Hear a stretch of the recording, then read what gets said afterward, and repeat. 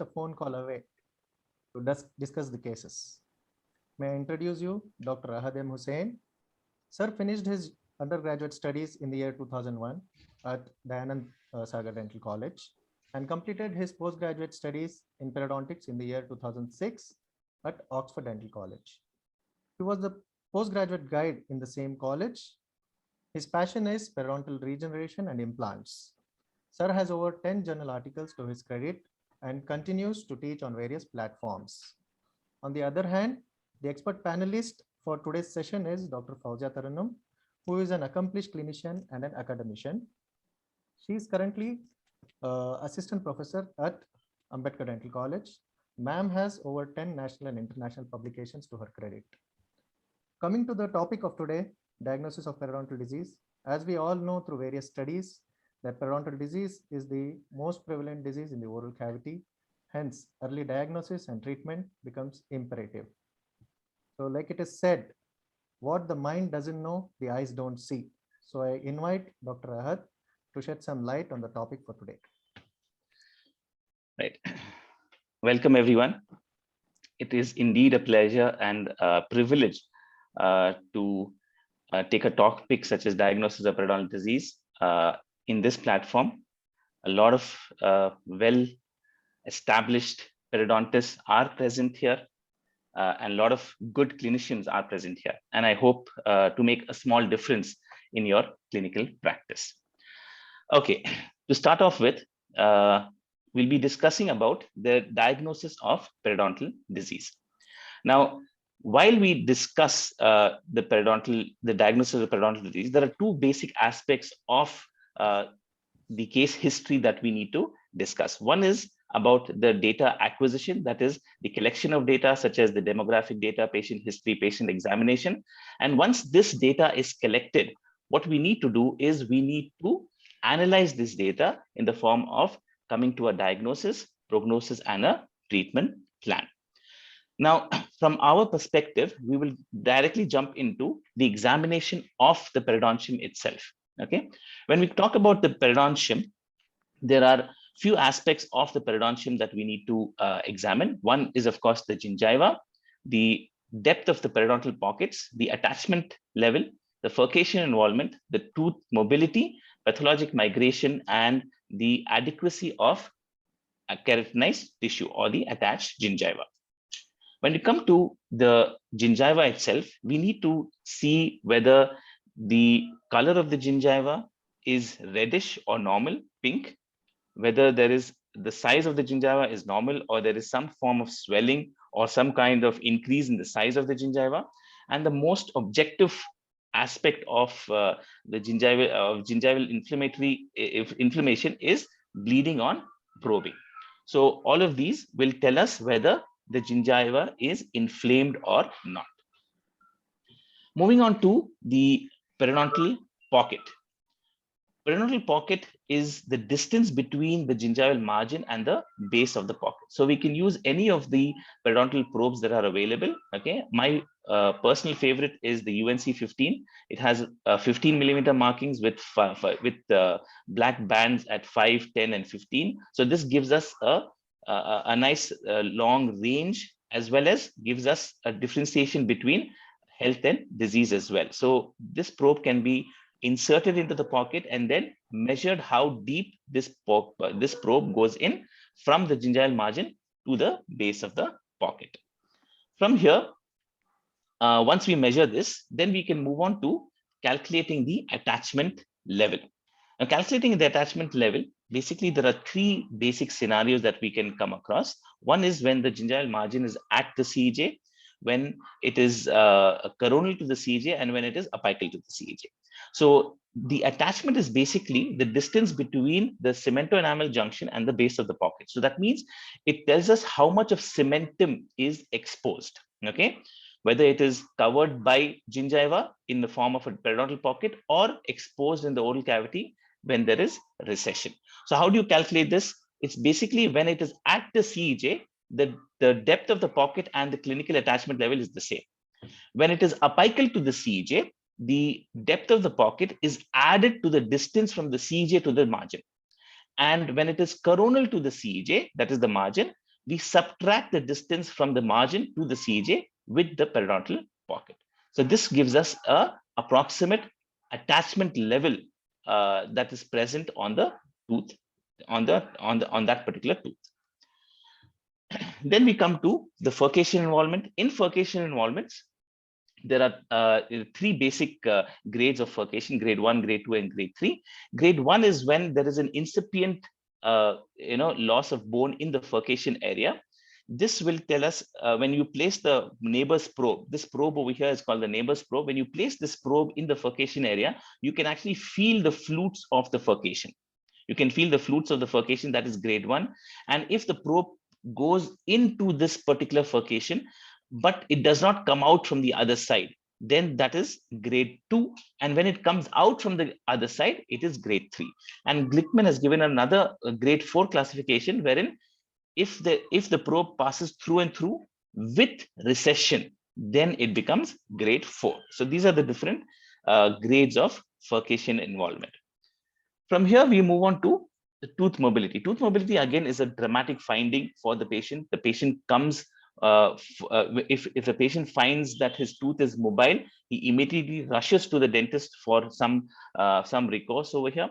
So mobility, there are different reasons for mobility. I don't want to get into the reasons, but how do you grade mobility? Okay, the grade of mobility is basically in a horizontal direction. If it moves 0.2 to 1 millimeter in the horizontal direction, you're going to have a grade 1 mobile tooth.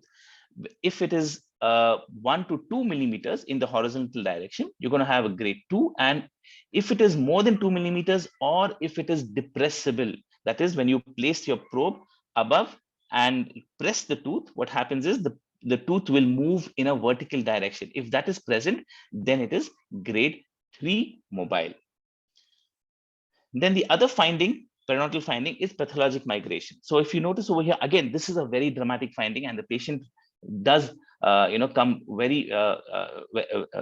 quite often to a periodontist and to a general dentist for this particular problem, where the teeth move, they cause spaces, they start looking not very good. The patient is not happy with their looks, so they come for orthodontic treatment, basically to push their teeth back.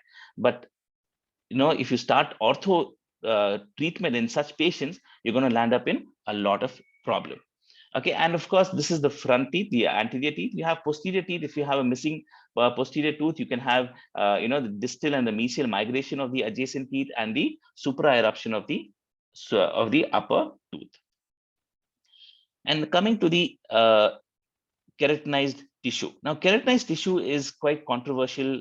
There's a lot of people who say that you need to have a specific amount of gingiva present for it to become adequate, 1 millimeter, 2 millimeters, 3 millimeters. But in my practice, I've seen that even if a patient has about 0.5 to 1 millimeter of attached gingiva, and if they are able to maintain their oral hygiene well, then there is no problem at all. So the three basic criteria you have to check check for attached gingiva or keratinized tissue, if it is adequate or not, are three basic things. If the patient is not able to maintain his or her oral hygiene, then it is inadequate. If there is dentinal hypersensitivity because of the exposure of the root surface, then that keratinized tissue is inadequate. And if there are aesthetic concerns because of recession, then that tissue is inadequate. So in all of these three situations, we can go ahead and do some form of mucogingival surgeries or root coverage procedures. Now, this was the clinical aspect. Now, coming to the radiographic aspect and how to identify bone loss and how to calculate bone loss. So there are three basic radiographs that we take to identify bone loss. One is the IOPA, then you have the OPG and the CBCT. CBCT, again, is an overkill. Most of us can manage with IOPAs and an OPG. Okay. Now, how do you calculate bone loss? Now, this is a very, very important aspect, okay, because most of us, we rush through our clinical examinations and we then ask the patient to get an OPG and come, and we look at the OPG and then we discuss the basic treatment plan with the OPG. So, in most situations, but you should go through the clinical examination as well. But just as a routine, looking at the OPG will give us a lot of clear picture into the patient's health. Now, what are the normal findings? Now, these are all average tooth lengths. Okay, so the average tooth length is about 20 millimeters. The average root length is about 2 millimeters, and the average distance from the CEJ, from the cemento-enamel junction to the alveolar crest, what we call as the biological width, is about 2 millimeters.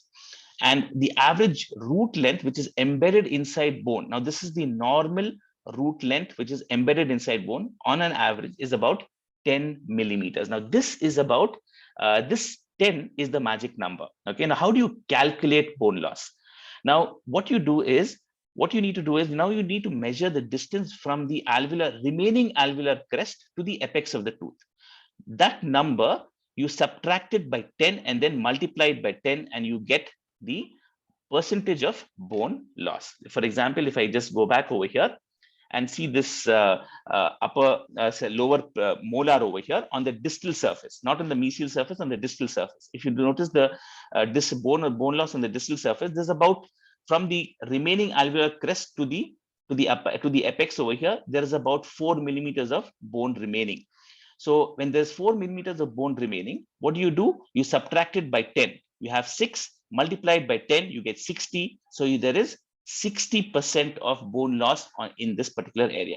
When the same tooth, you look at the mesial surface, the amount of bone remaining is about 2 millimeters, right? The crest to the apex is controversial, but approximately, just for our presentation here, let's take it at 2 millimeters of remaining bone. So you subtract it by 10, you get 8, multiplied by 10, you get 80. So 80% of bone loss is seen in this particular tooth. Okay, and if you look at the OPG over here, again, calculating bone loss, it becomes very, very important. If you notice over here in this particular case, there is very, very less bone. In some cases, there is good bone. In some cases, there's moderate bone. And in a few teeth, especially the posterior teeth, you see a lot of bone loss. Okay, so in this particular case, on an average, you can say that there is about 20 to 30% remaining bone. So how much of bone loss is there? There is about 70 to 80% of bone loss in this particular patient. Now, why am I stressing on the amount of bone loss? Is because when we come to our diagnosis, the amount of bone present in the patient's mouth is actually very, very indicative of what type of disease he has and the rate of disease progression. Right.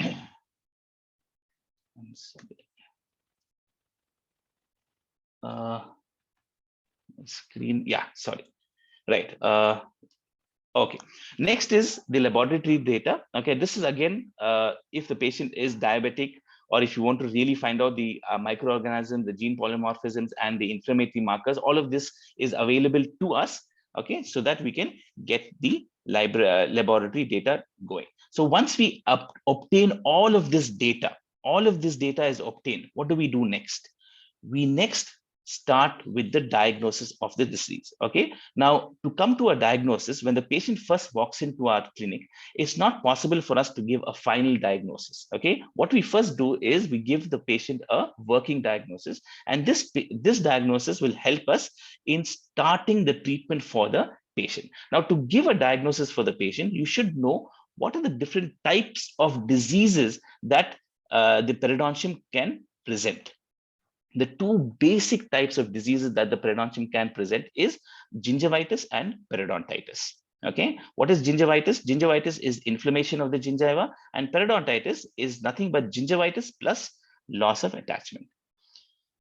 Okay, now before we get into disease itself, we should know how health looks like. Okay, so when we talk about health, there are two basic aspects that we need to understand. One is normal periodontium with absolutely no signs of clinical inflammation and no attachment loss. And then there is normal but reduced periodontium. Now, what is normal and reduced periodontium? Normal and reduced periodontium is a patient who you have already treated, okay, for periodontitis.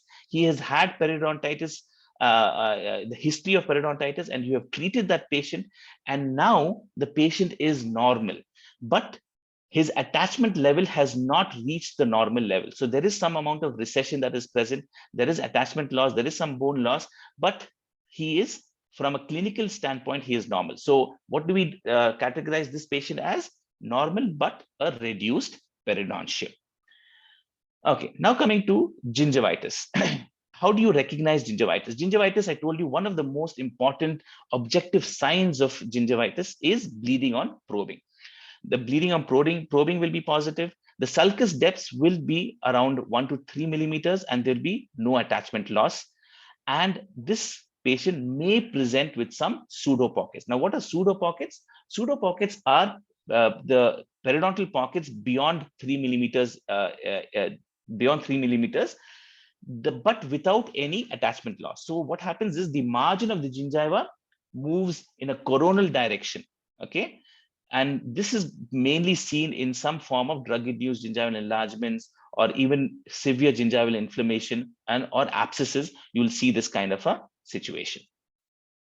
Now, coming to periodontitis. Periodontitis is, as I told you, the basic definition, a very simple definition of periodontitis is gingivitis, that is inflammation of the gingiva, plus attachment loss. So if both of these combine, you're going to get periodontitis. Okay. Now, there is a recent classification, 2017-18, a new classification has been proposed. And based on that particular classification, we have stages of periodontitis and grades of periodontitis. Okay. Now, what are stages of periodontitis? We have 4 stages of periodontitis, 1, 2, 3, and 4. And there are 3 grades of periodontitis. Okay. And what are grades? Grades is basically the rate of disease progression. Now, when we talk about stages, how do we understand what is a stage?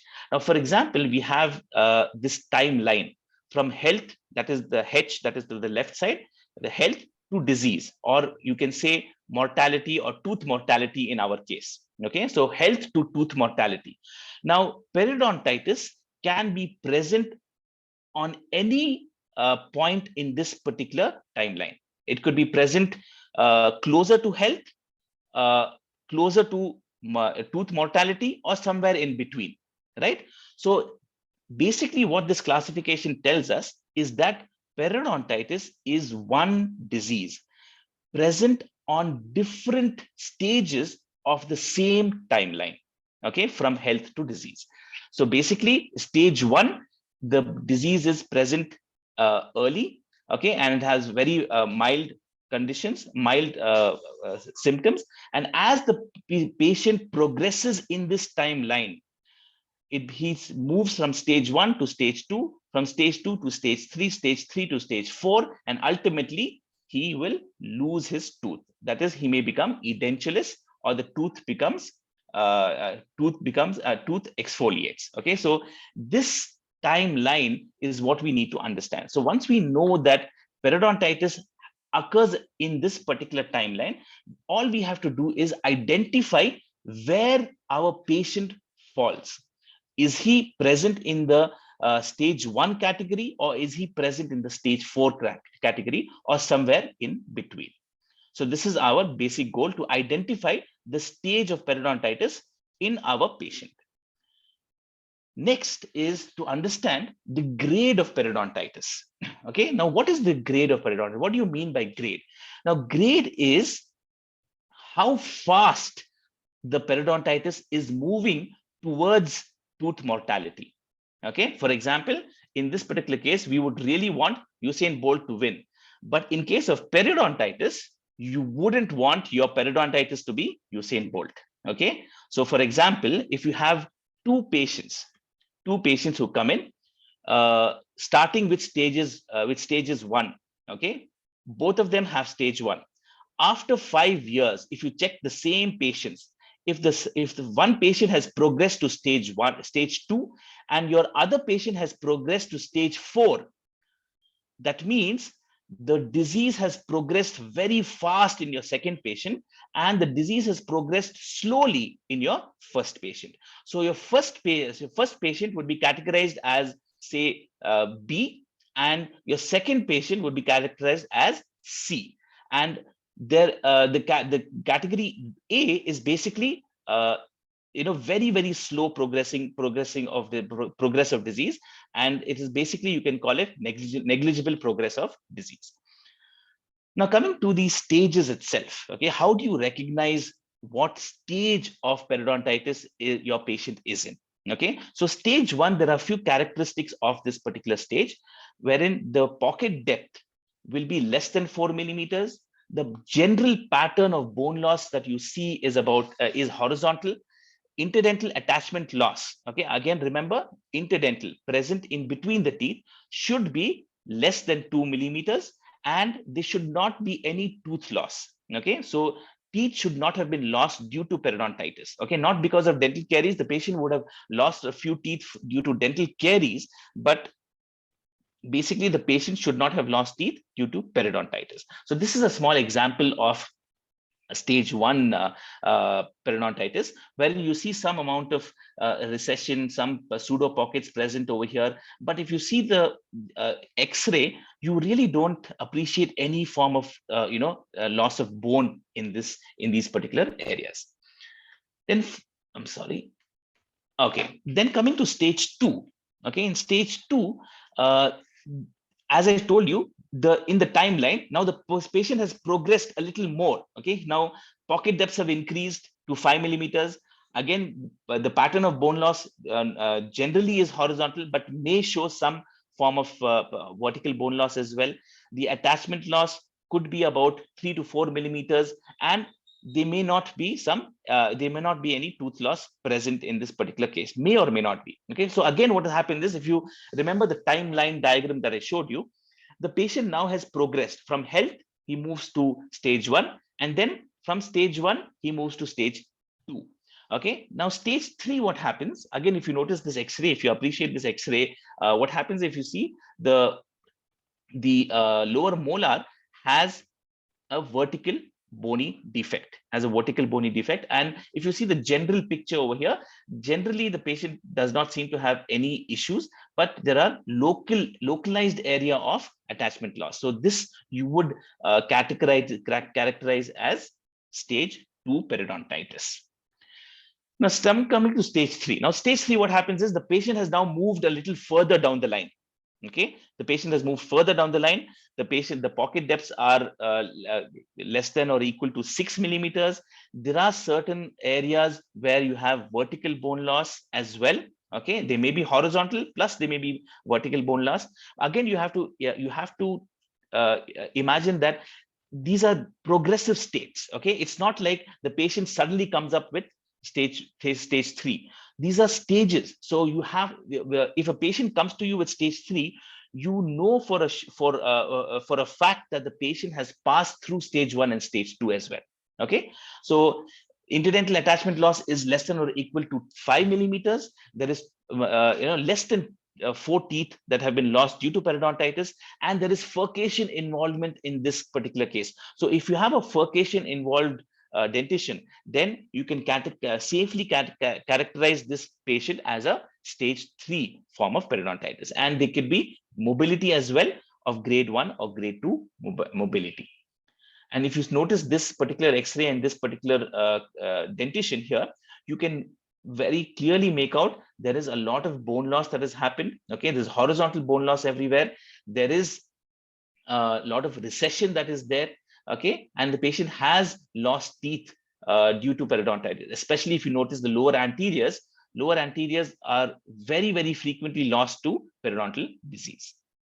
Now, coming to stage 4, or rather, I'm sorry, this is another picture of stage 3. Okay, wherein over here, if you notice, there is a lot of bone loss. Okay, if you notice the lower anterior are there is an endoperio lesion over there. You can see the periapical lesion in the lower anteriors. Okay, and there is a lot of horizontal bone loss seen. But over here, if you notice, the patient has not lost any of their teeth, but quite clearly, this is an advanced stage of periodontitis. Now, coming to stage 4.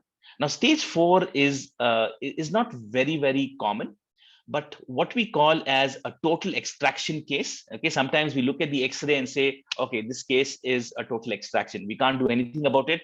Okay, send him to the surgeon, extract all the teeth, and give him dentures. Now, that is the kind of a patient that you would characterize as a stage 4.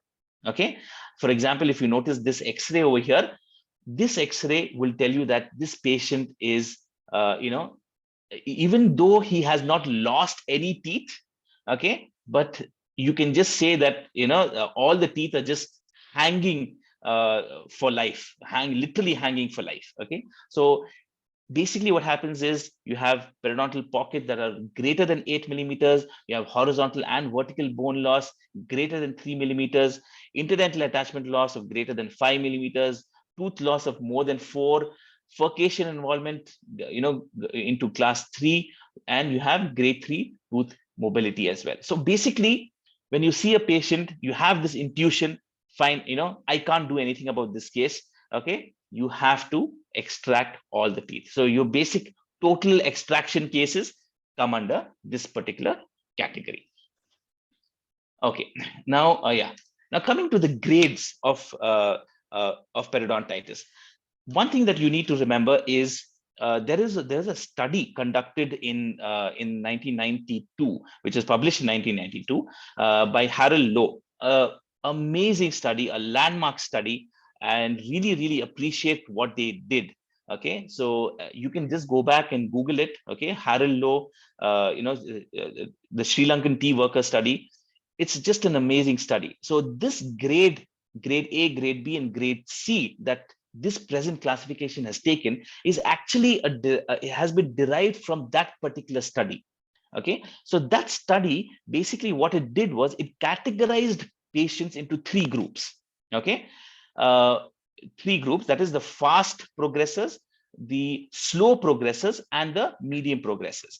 The medium progressors were the percentage of patients that fell under the medium progression group were about 81%.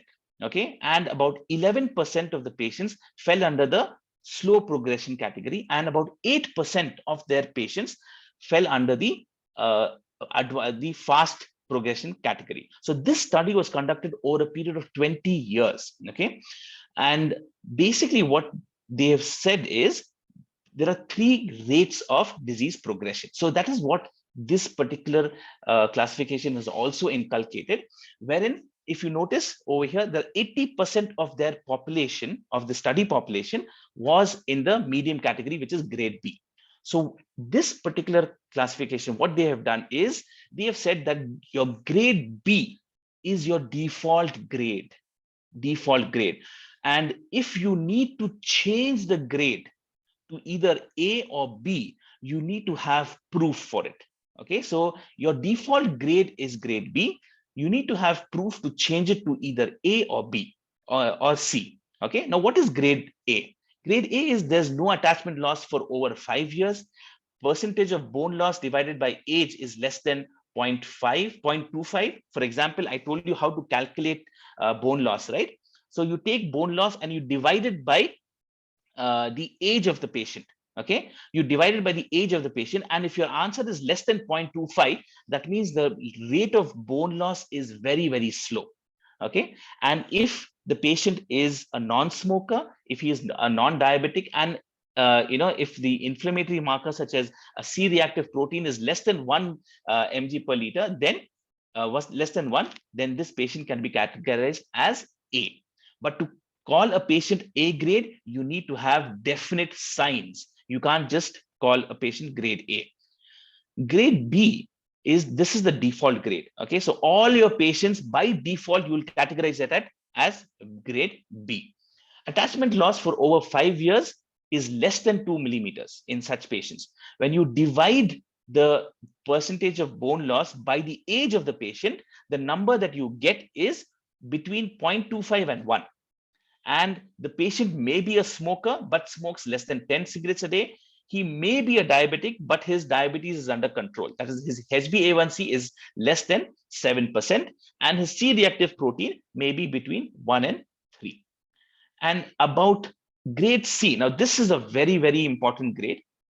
Okay, if a patient falls under this grade, he's basically a total extraction case. So this is what I want you to understand. So your stage 4 and grade C usually come under this particular category. Okay, so in this particular case, you have over 2 millimeters of attachment loss over a period of 5 years. the percentage of bone loss when you divide it by age is greater than 1. For example, if a bone loss is 30% in your patient and the age of your patient is 20. So if a patient is 20 years old and the amount of bone loss is already 30% of bone loss, that means the ratio over here is greater than 1. So he will fall under grade C. And or if he's a smoker as well, smoking more than 10 cigarettes a day, if the patient is diabetic with uncontrolled diabetes of greater than 7 HbA1c level, C reactive protein more than 3, and there is a disproportion between the periodontal destruction and the deposits that the patient has. For example, you see the patient, you see that the mouth is absolutely clean, there's no problem at all, but you take your probe and you put it into the pocket and it just sinks in. Okay, literally sinks in. So over here, you can actually say that there's absolutely no correlation between the amount of calculus present in the patient, amount of plaque present in the patient, and the amount of disease that the patient has. And then, of course, you have certain clinical patterns. When you see a OPG X-ray, you will be able to see some patterns of bone loss. The bone loss will be present in the molar region, in the incisor region. All of these regions you can see bone loss. So you have different patterns, molar incisor pattern. All of these patterns will tell us the rate of disease progression. So again, to reiterate my point, all your patients will fall under grade B. You have to have good reason to put your patient in either grade A or grade C. Yeah, so this is what I was trying to tell you. Okay. Then we move on to the present classification. So this is the classification taken from the textbook itself. Okay, so you have the classification based on stages, based on severity, complexity, and extent and distribution. Based on extent and distribution, the periodontitis can also be divided into localized and generalized. Okay, localized and generalized. Okay, so basically, if you have less than 30% of the teeth that are affected, then you would say that this particular case is a localized case. And if the number of teeth affected are more than 30% of the dentition, then you will call it a generalized state. Okay. And how would you diagnose? So all of these, for example, the stages, the grades, and the extent and distribution, all of these will form the descriptor for the disease. For example, if the patient walks into your patient clinic and you diagnose the patient as a periodontitis patient, you will say that the patient is grade B, stage 1, localized periodontitis. Okay, so this is the kind of description that you will give. So your word periodontitis will be your what we call as the subject. Okay, or in I think in Arabic we call it mawsuf and sifa. Okay, so that is coming, the descriptor of these things. Okay, so you have the noun and its descriptor, right? So the noun is placed at the end and all its description is placed in the beginning. So the stage is a description, the distribution and the extent is a description, and the grade is also a description for the disease. Okay, that is how you're going to describe. And of course, this is again the classification for the grades and how you're going to come into the how you're going to recognize the grade for the patient. Okay, so you have the primary criteria, you have grade modifiers such as smoking and diabetes, and then risk of systemic impact of periodontitis, and biomarkers such as C-reactive protein and other GCF markers. Right. So with this, we're coming almost to the end. Okay. Now you have two other types of periodontitis as well. Okay. So I spoke to you about basically plaque-induced gingivitis and plaque-induced periodontitis. So these are the most common forms of periodontitis. Okay. But you do have some rare forms of periodontitis, such as necrotizing periodontitis and periodontitis as a manifestation of systemic diseases. Now, these are very, very rare, and you hardly come across these conditions. But if you do come across these conditions, I encourage you to go back and read about these, because this doesn't really come under this particular purview of this particular topic. So I stressed on the most common, which are plaque-induced gingivitis and periodontitis. Right. So with this, I thank you all for a patient listening, and I'm open for questions. So if there are any questions, please go ahead. I hand over the mic to Asif. Thank you. Thank you for the presentation, sir. There are a few questions by Dr. Nadeem. Can orthodontic treatment facilitate sound bone formation? Orthodontic treatment, can orthodontic treatment form sound bone? Yes, in few areas. For example, in the lower anteriors or the upper anteriors, if the tooth is present outside the alveolar housing. Okay, for example, the tooth is placed buccally or the tooth is placed lingually. Okay, and by orthodontics, you move the teeth back into the center of the bone. So what happens is there is bone formation on the buccal side. If the tooth is placed buccally, what happens is when you move the tooth lingually, there is tooth deposition on the buccal side and tooth resorption on the lingual side. So what happens is that if the tooth is placed and you bring the tooth back right in the center of the bone, there is equal distribution of bone on the buccal and lingual side, and this actually is facilitates bone formation due to orthodontics in some cases. Okay, there are few cases wherein they have actually shown that they have reduced the intra-bony defects by moving the teeth into into the intra-bony defect. Okay, yes, on the x-ray it looks very good, no doubt about it, but when you actually take a histological section, you don't really have regeneration there. It is a long junctional epithelium formation. There is scar tissue. It is actually a repair rather than a regeneration. I hope that I've answered that question. Yes. Dr. Ahad, please stop screen share. We would want to. I'll do that. I'll do that. Thank you. Oh, shit. Okay, right. Is that okay? No, we can still see your screen. Okay.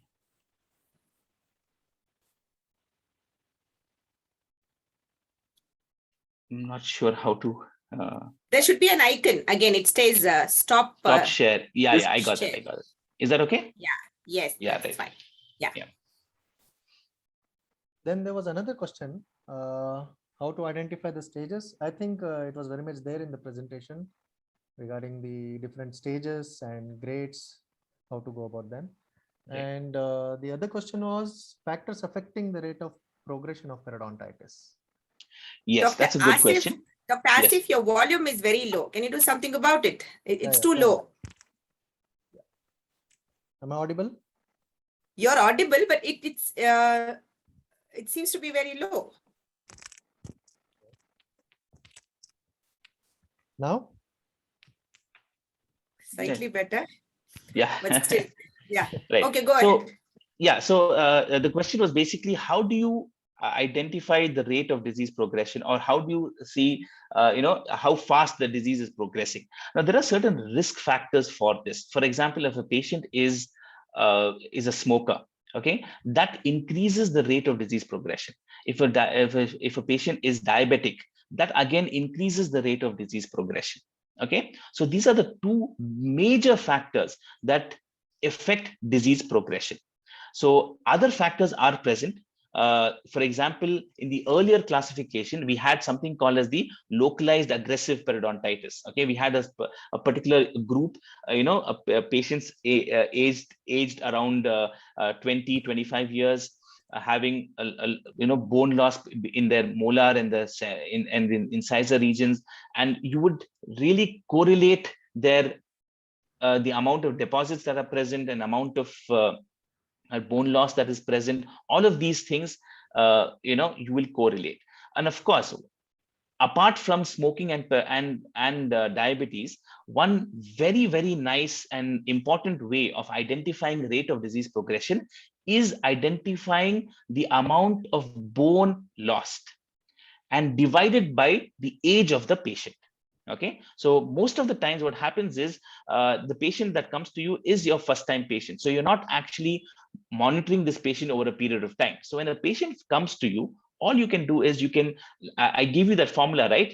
All you do is identify the number, the amount of tooth remaining, bone remaining, subtracted by 10, multiplied by 10, you get the percentage of bone. Now that percentage of bone, you divide it by the age of the patient. If the number is less than 0.25, okay, the rate of disease progression is very slow.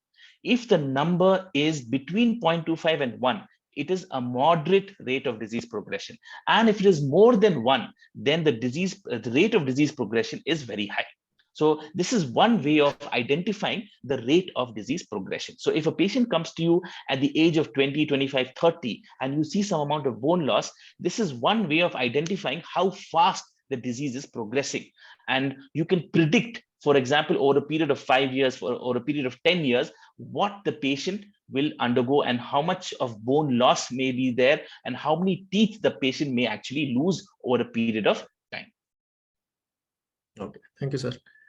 Then there's another question. Is periodontitis sequelae in patients presenting with rheumatoid arthritis because of high CRP levels? Okay. See, there is no there's no evidence as such. Okay, there is a lot of speculation. We have a subject, a small subject in periodontitis known as periodontal medicine, where we try to link the causation of diseases through periodontitis. Does periodontitis cause rheumatoid arthritis? Does periodontitis cause cardiovascular disease? Does periodontitis cause diabetes? So these things we are studying, we are going through them. There is some amount of evidence, but longitudinal studies, cross-section, long-term RCTs, randomized control trials are missing, and they don't really have so much of evidence to prove that periodontitis causes arthritis or periodontitis causes diabetes. That kind of evidence we don't have as of now. If I'm wrong, Dr. Fauzia can correct me. Yes. No, you're very right. No, I think the question here is whether periodontitis can occur as a sequelae in patients with rheumatoid arthritis. No, that is not the case. Rheumatoid arthritis, because of high CRP levels, cannot cause periodontitis. In fact, the hypothesis that Dr. Ahad explained now is more appropriate. Presence of periodontitis, inflammation which increases the CRP levels, can have an impact on a pre-existing rheumatoid arthritis situation. Nothing can cause periodontitis except for plaque. Nothing else can cause. Anything else present can exacerbate the situation. Here the question is that, but what hypothesis Dr. Ahad explained holds good. Sorry to interrupt. Just to add on for that question, cardiac diseases and periodontal diseases, as Dr. Ahad was just mentioning, it's a co-subject, is a sub-subject in perio medicine. That is what he told me. So, is it a hypothetical statement, or is there any valid studies done on that? We do have some cross-sectional studies and some, we don't have long-term studies in relating these things. Okay, I think Dr. Fauzia would be more competent in answering these questions because I think her dissertation was on this, if I remember right. No, the thing is, it's simple. Periodontitis is inflammation. It's equal to any inflammation in any part of the body, which the general physicians don't accept. The kind of inflammatory load that it gives in terms of increase in CRP level, increase in interleukin-6 level, there is increase in the gingival tissues, which subsequent causes increase in the systemic circulation. So any condition which is inflammatory at its root cause. Now, even if we talk about cardiovascular diseases, we say the main thing that is done to screen the risk of cardiovascular disorders is C-reactive protein, which is an inflammatory marker. So anything that causes increase in CRP levels in the patient's blood is a risk factor for that particular disease. So periodontitis becomes a risk factor for cardiovascular disease. See, individually as a single factor, it may not. But if we have multitude of factors, yes, this also adds on to it. Yes, we are still at a very weak level of evidence. We have not reached the strongest level of evidences. We are still somewhere midway to it. Thank you, ma'am. Then we have another question. I think the question is not very clear. Can splitting help in treating periodontitis? If yes, which stage is treatable? I think they're referring to the molars. Probably if Yes, Dr. Asmat yes. can. I think they're talking about things Yeah. like hemisection and root Right. resections and bicuspidizations. Yes, it's a wonderful treatment modality for some of the cases which are into the moderate level. Suppose there's severe furcation involvement. Okay, again, there are different ways of classifying furcation. There's horizontal and vertical. Even the severest case, that is grade 3, where there's through and through, that is horizontal involvement, but limited vertical bone loss, splitting the tooth into two and converting into two premolars. As an individual, yes, there is enough evidence for that. And at my personal experience level, this gives very wonderful results. You know, it is very difficult to convince a patient for extraction when there is no interproximal bone loss, absolutely no mobility, but there is advanced furcation involvement. So in such situations, yes, it definitely helps. Now, which stage it is, again, if there is mobility, then it's very difficult to treat. If there's no mobility, then yes. Right. Then there's another question. Is there a connection between high cholesterol levels and periodontal disease? Now, again, it goes back to our previous discussion. See, Let's see. high cholesterol doesn't have a direct association to periodontal disease, but yes, high cholesterol again is related to obesity. Obesity again causes increase in levels of certain inflammatory markers, because now obesity is considered as an inflammatory disorder. Adipokines, which are present in obese individuals, are kind of going to increase the inflammation. So it again goes back to that. The evidence is very weak, but as such, high cholesterol neither can cause increase in exacerbation of periodontal disease, nor periodontal disease can cause increase in the levels of triglycerides. No. And there's another very good question. Similarities and differences between periodontitis and peri-implantitis. That's a good question. Big topic, huge topic on its own. Huge It's topic, a topic yes. in itself. We should request Dr. Ahad to give one more presentation on it. That's a complicated question. That's a complicated answer. There's no doubt about it. There's no, I can't really answer that, even if you give me half an hour. Okay, so because the anatomy, the anatomy of a tooth and the periodontium around it, the anatomy of an implant and the periodontium around it are different. Okay, but in certain ways, this disease, that is peri-implantitis and periodontitis, they are similar in the sense that they are all plaque induced. Most of them are plaque induced, but again, peri-implantitis, there are different reasons for it as well. Okay, now because of the lack of periodontal ligament in a dental implant, you have excessive biomechanical forces that are there. Then you have you have screw loosening, you have a cement that is stuck between the implant and the tooth that can cause irritation to the tissues. Okay, so you have different reasons for it. Okay, but on a general scale, if you have to see the pathophysiology of how the disease progresses, I would really say that yes, there are a lot more similarities than differences. And the way you would treat periodontitis, you can also treat peri-implantitis. Okay, the general modalities of the treatment are approximately the same. Yes. On the lighter note, they are definitely different. The only similarity is both will be handled only by the periodontist. No implantologist can treat it. Both we take care. True, very true.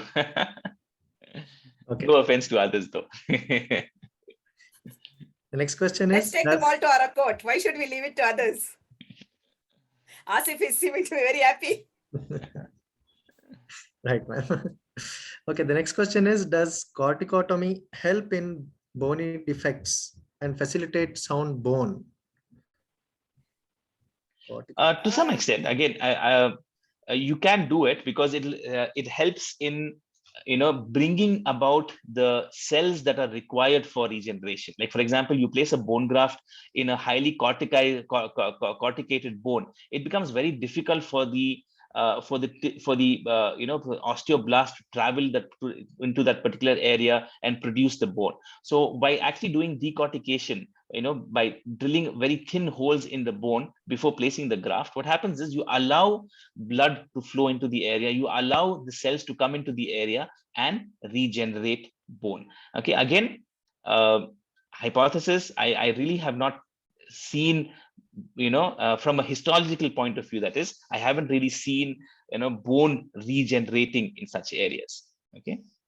No, I think it's more of practical difficulties. I don't think we can take the corticotomy burrs into any of the periodontal defects.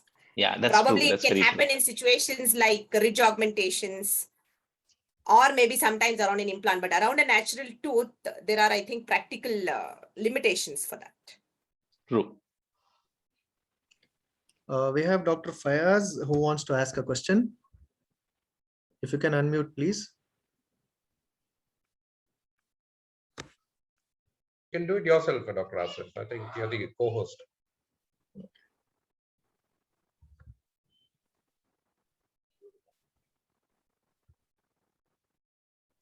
I'll do it. Just hold on a second. Yeah.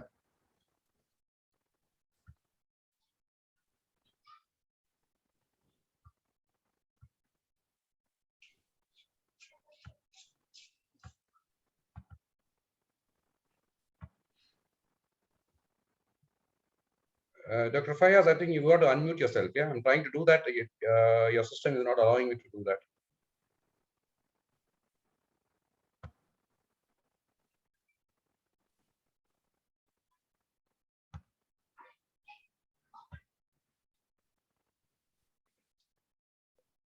Dr. Fayaz, if you're able to hear me, I'm not able to unmute you because your system is not allowing me to do so.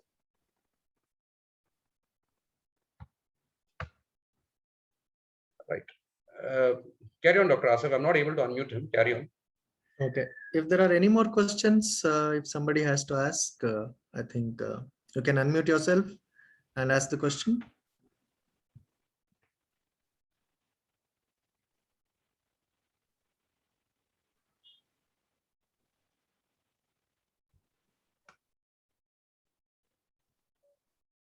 You could just type in your question. We could answer it for you.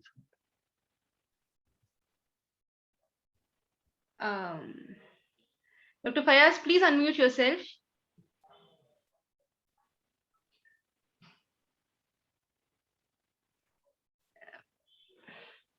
Dr. I would Asif? like to mention, I think, big loss to academics, Dr. Ahad.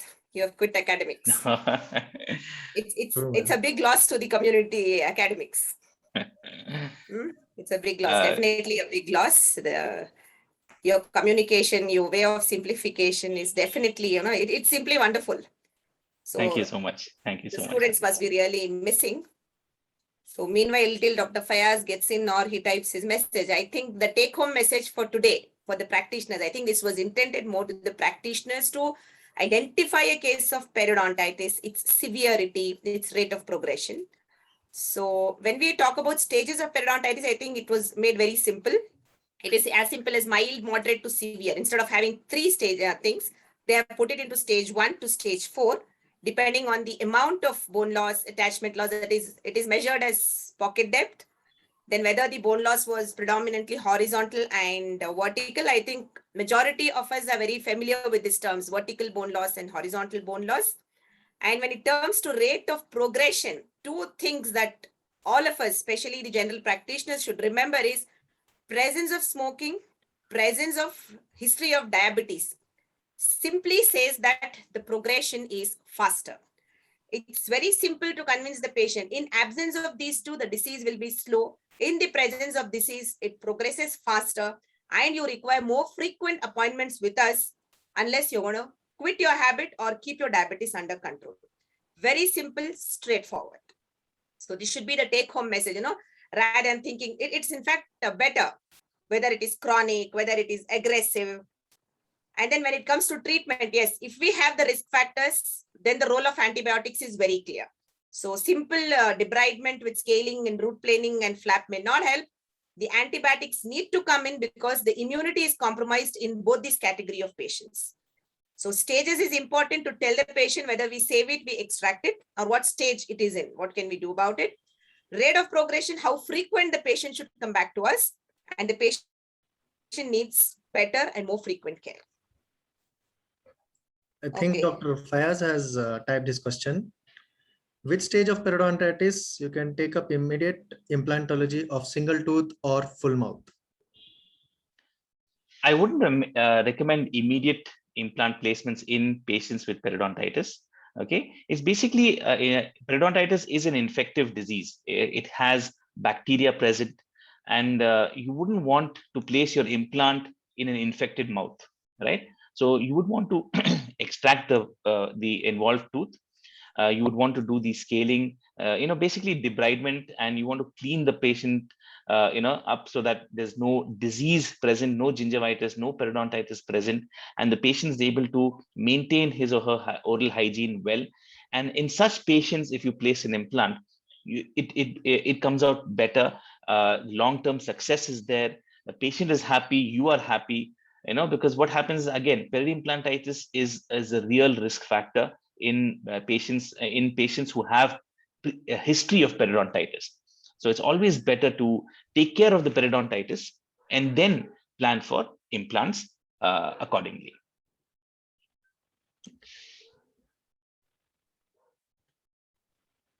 Thank you for the answer, sir. You're welcome. And, if there's anybody else who wants to ask any questions.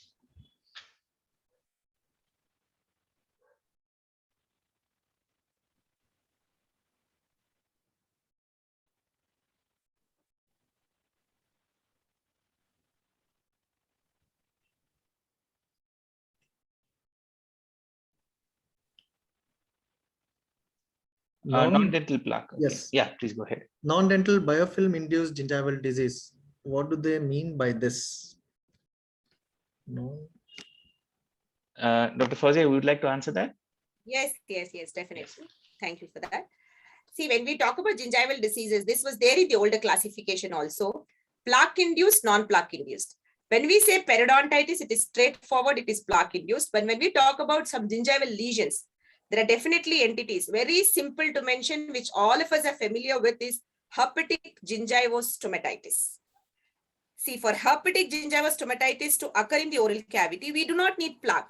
See, plaque is something that is always there in the oral cavity. The biofilm forms, it converts into plaque, it remains as a deposit on the dentogingival interface. Now, herpetic gingivostomatitis is not caused from this. It is caused by a specific virus. Another lesion, very simple. Everybody comes across this, candidiasis lesions on the gingiva. See, candidiasis lesions do not occur because of plaque. It is because of a specific fungal infection. So all these are non-dental biofilm induced gingival diseases. We have certain typical fungal infections. We have typical viral infections. We have typical bacterial infections. Another typical example is ANAG. We don't come across it regularly in our practices because it is found only in countries where there is severe nutritional deficiencies. Acute necrotizing ulcerative gingivitis, which is caused by Treponema pallidum, a spirochetal microorganism. So these are the diseases which are non-plaque induced diseases. I hope I have made it clear. There are many to name. Any chemical injury comes under that, for example, burns, any kind of thermal injury, all these come under the category which are not caused by plaque. Thank you, ma'am. And there's another question. How soon cases can be taken for full mouth rehabilitation with fixed processes after periodontitis related total extraction?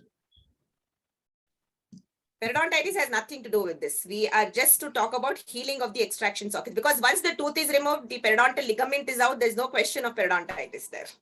It's all about the bone left there, the basal bone or the bit of alveolar bone, and how it heals and what you're expecting. We need to have your primary retention of the implants, the density of the bone.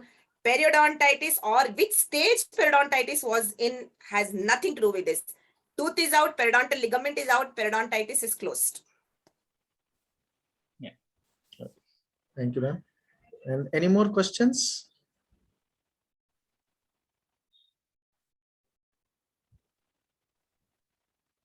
For the benefit of the participants, if I can request you to tell about the antibiotic usage, when to prescribe.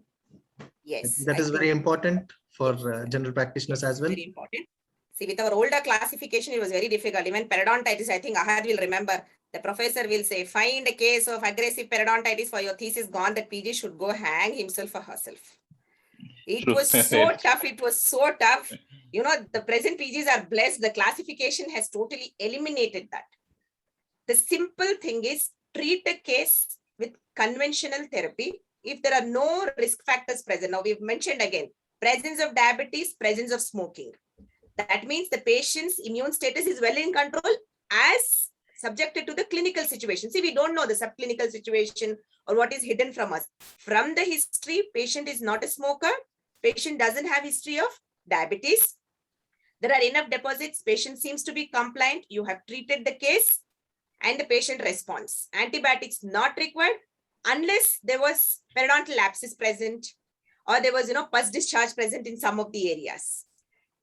Deep periodontal pockets, severe mobility, deep probing depth. Still, there was no abscess. There was no pus discharge.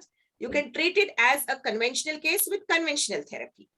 The patient doesn't give history of smoking, doesn't give history of diabetes, but comes clinically with too much of exudation, presence of abscesses. That means to say that there is something wrong with the patient's immune status.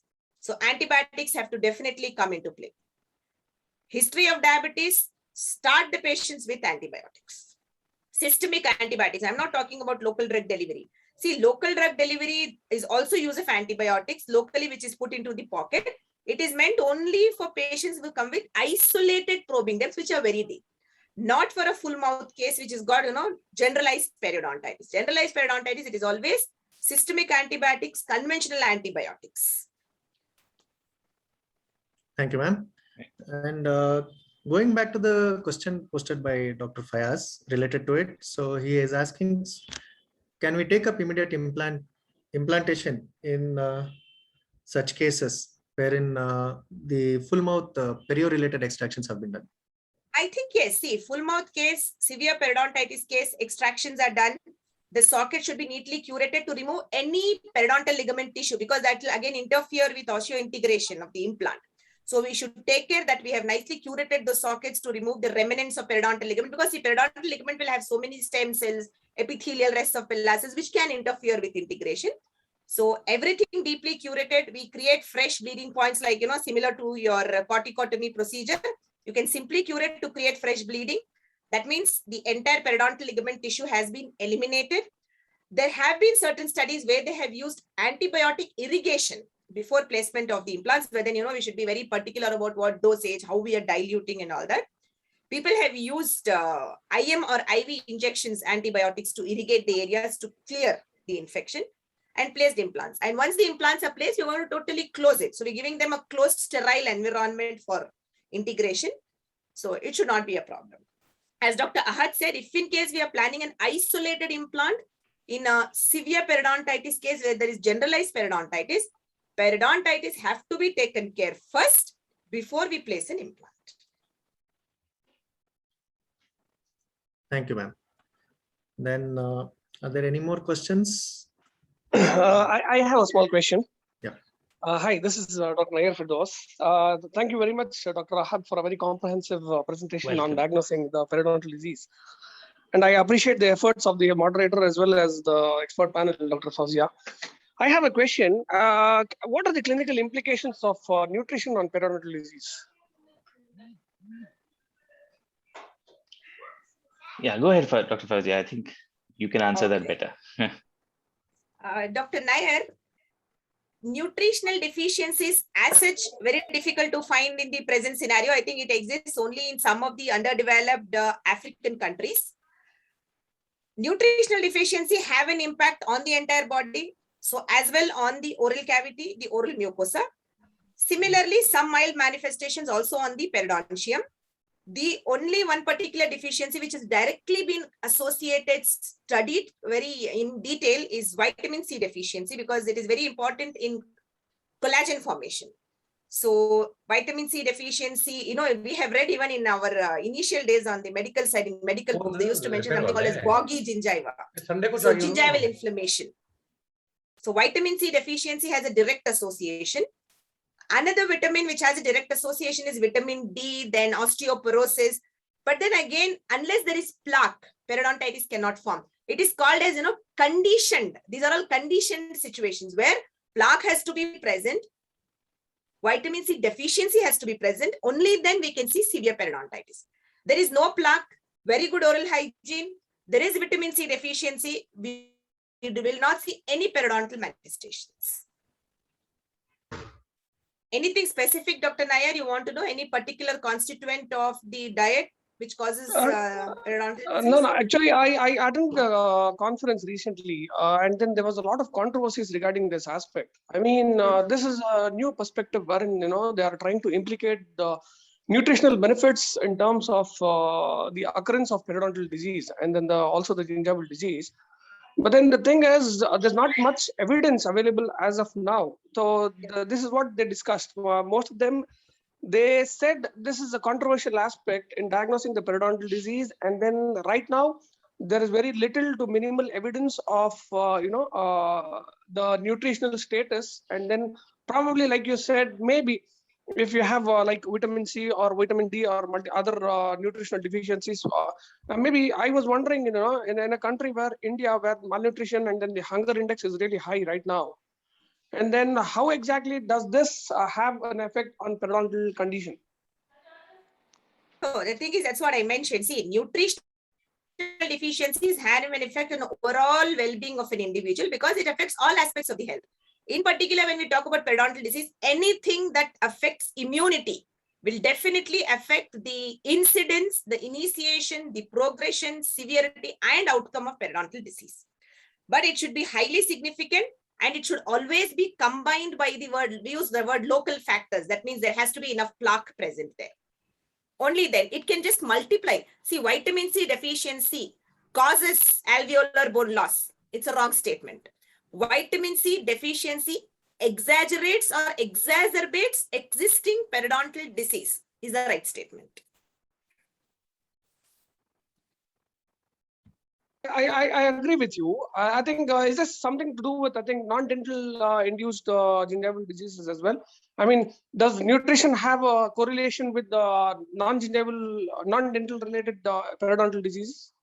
No, that's what we just discussed. See, there's something called as non-plaque induced. No, I just mentioned herpetic lesions, any kind of thermal injuries, any kind of, but none of these deficiencies have any direct association like that. No. In the absence of plaque, none of the deficiencies can just show up like that. See, we see migratory glossitis, for example, burning mouth syndromes. All these are somewhere related to nutritional deficiencies. Like that, we don't have any for periodontal disease. No, maybe some amount of, desquamation of the gingiva. These are all non-plaque induced. We have nothing to do with the plaque induced aspect of the diseases. This is totally different, very rare. And there's no evidence to prove that that deficiency can cause periodontal disease. No. Thank you very much. Any more questions from the participants? I think Dr. Fayaz wants to join in the video. Dr. Fayaz, are you there? He's not able to join, I guess. No, he's messaged me. The host is not allowing me to unmute. That is what he's saying. I don't know. I think Shiraz, you're the host. You're not allowing him. I've been trying. I think there's some technical glitch on Fayaz's mobile. Probably that is what I feel. Yeah. Been trying to ask him to join the video as well as the audio, but it's not happening from that time. Right. I think there are no further questions. We thank from the GDP team, Dr. Ahad, for a wonderful presentation. It was very simple and crisp and clear. You've taken us back to our student days. Excellent. And as usual, our Dr. Fauzia ma'am, wonderful, co-host, and Dr. Asif also. Excellent. So shall we wind up from? Sure. Thank you. Thank you all. Thank you so much. Thank you all. Thank you. Thank you. Thank you, everyone.